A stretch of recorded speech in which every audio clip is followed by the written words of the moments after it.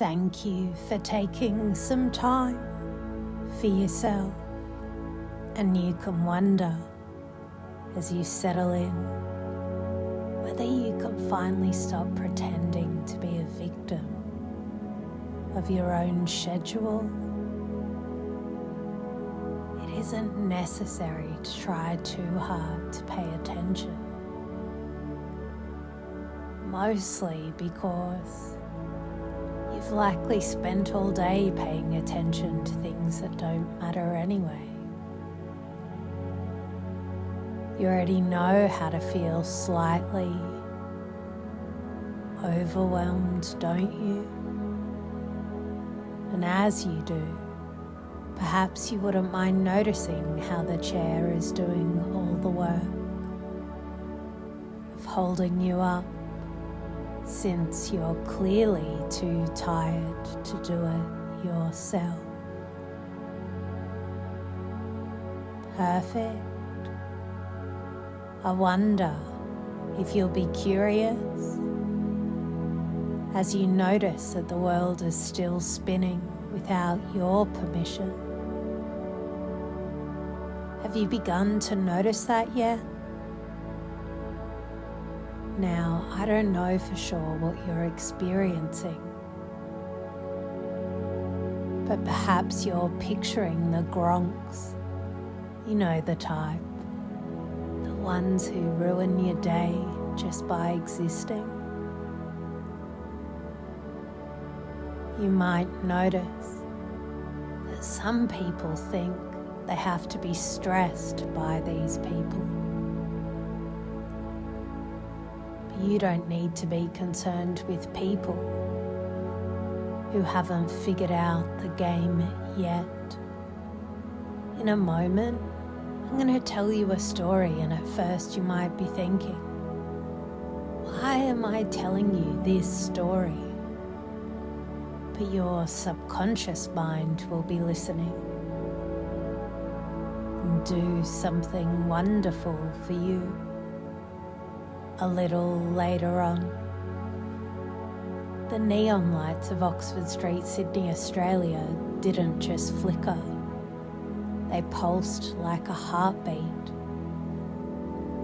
And in the world of King of the Cross, John Abraham knew that if he didn't hold the stethoscope, the street would bleed him dry. To the outsider, the cross was a storm of uncontrollable chaos. You couldn't control the gronks looking for a fight. You couldn't control the government shifting laws on security licenses. And you certainly couldn't control the wandering hands of a bartender near a cash drawer. If you lived with an external locus of control, you were just a passenger waiting for the crash. John wasn't a passenger, he was the architect. While the rest of the street complained about the new security master license laws, John saw a blueprint. He didn't waste energy fighting the legislation, something he couldn't change. Instead, he built a system he could own. He gathered a crew of ex-prison guards, men who had been spat out by the system, and turned them into a professional wall of muscle. When a gronk caused trouble, John didn't pray for peace. He deployed his fighting squad. He couldn't control the arrival of trouble, but he controlled the speed at which it was ejected. Inside the venues, the air was thick with smoke and music. But in the back room, it was all cold, hard math. John and Margaret didn't leave their fortune to luck. I'm good with head counts, John would say. He'd walk through a crowded room. his eyes scanning the sea of faces like a high-speed processor, while his guards used clickers. John knew the number. He and Margaret developed a lethal ratio. If 15,000 of booze crossed the threshold, 65,000 better be in the till. They couldn't control how many people walked down Oxford Street that night, but they controlled every cent once those people stepped inside. Margaret tracked the cash daily, a hawk watching for the slightest shortfall.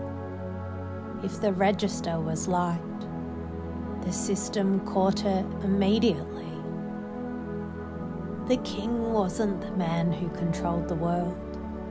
In King of the Cross, the lesson is clear. The world will throw you gronks, new laws, and thieves at you. That's the external chaos. Your empire is built on what you do next. You build the system. You hire the fighting squad. And you count the heads. You stop being a victim in the street and start being the one who owns it. The takeaway: stop looking at the storm, start building the ship. I wonder if you'll be pleased to notice a huge weight lifting off your chest. Just a total, honest relief as you dump all that old, useless stress you used to carry when you thought everyone else was in charge. You can feel that junk just sliding off you now, can't you? I'd like you to discover something about those old feelings. I wonder if you can notice them.